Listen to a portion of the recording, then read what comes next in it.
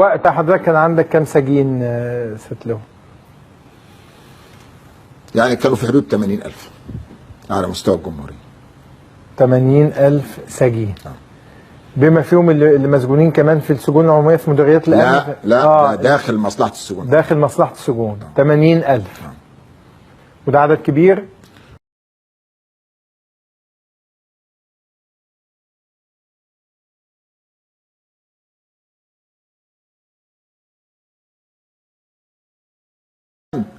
طب ما اكيد السجون في مديريات الامن اوضاعها سيئه.